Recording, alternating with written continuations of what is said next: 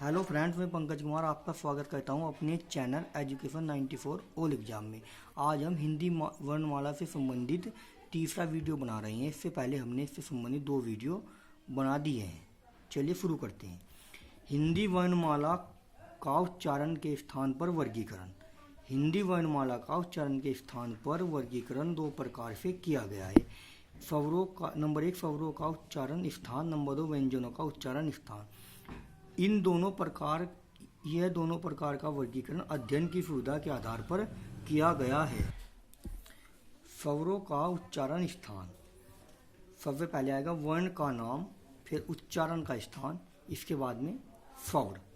कंठीय, कंठीय का मतलब होता है कंठ या गले से। जिन स्वरों को कंठ या गले की सहायता से बोला जाता है उन्हें कंठीय कहते हैं। जैसे अ और आ। तथा आ को गले से बोला जाता है, जैसे आ। इसके बाद आता है नंबर 2 पर तालव्य। तालव्य अर्थात तालु।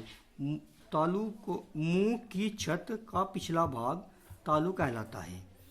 तथा छोटी ई और बड़ी ई को तालु की सहायता से बोला जाता है, जैसे ई। इसके बाद आता है ओष्ठीय। ओष्ठीय यानी कि होठ। जिन स्वरों को होठ की सहायता से बोला जाता है, जैसे छोटा ऊ, बड़ा ऊ, इन दोनों को होठ की सहायता से ही बोला जाता है। इसके बाद आता है मूर्धन्य अर्थात मूर्धा। मुंह के भीतर की छत का अगला भाग मूर्धन्य कहलाता है। री को मूर्धा की सहायता से बोला जाता है, जैसे री। इसके बाद आता है कंठ तालव्य अर्थात जिन स्वरों को कंठ व तालु दोनों की सहायता से बोला जाता है, जैसे ए और आई। कंठोष्ठीय, कंठ, ओष्ठ या होठ व कंठ, जिन वर्णों को होठ व कंठ की सहायता से बोला जाता है, जैसे ओ और आउ। ओ तथा ऊ को कंठोष्ठीय इसलिए कहा जाता है क्योंकि इन्हें होठ और कंठ की सहायता से बोला जाता है। पिछली बार एग्जाम में मूर्धा के बारे में पूछा गया था कि मूर्धा किसे कहते हैं। मुंह के भीतर की छत का अगला भाग ही मूर्धा कहलाता है। इसके बाद नंबर 2 पर चलते हैं व्यंजनों का उच्चारण स्थान। वर्ण का नाम, उच्चारण का स्थान और व्यंजन। सबसे पहले आता है कंठीय।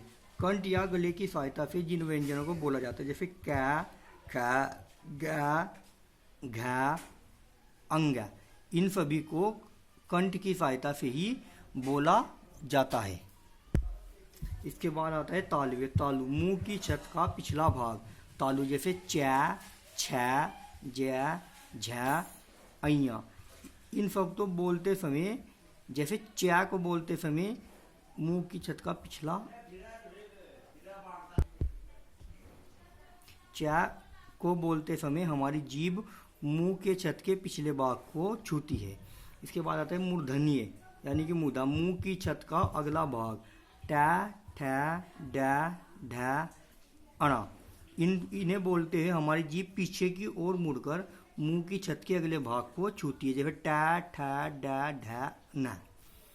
इसके बाद आता है दंतीय, ऊपरी दांतों के निकट से त, थ, द, ध, न को बोलते हैं हमारी जीभ दांत के ऊपरी भाग को छूती है।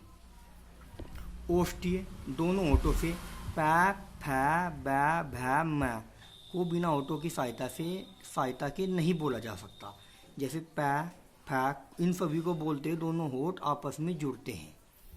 इसके बाद आता है तालव्य। तालु से या तथा फ को बोला जाता है। वतस्य, दंत मूल से दांत प्लस मसूड़ों से र, ल, स।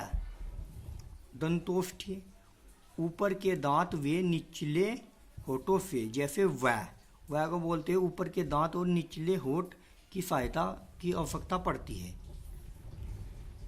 मूर्धन्य, मूर्धा से फ, जिसे पेट पटा फ भी कहते हैं, इसे मूर्धा से बोला जाता है।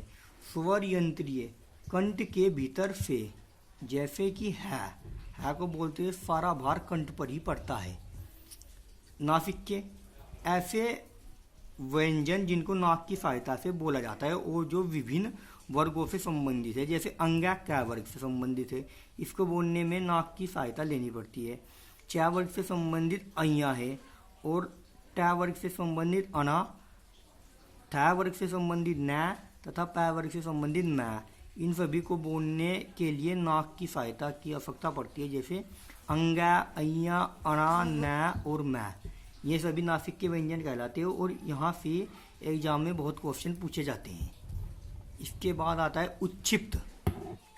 ऐसे व्यंजन जिनके उच्चारण में जीभ ऊपर उठकर झटके के साथ नीचे आए उन्हें उच्छिप्त कहा जाता है।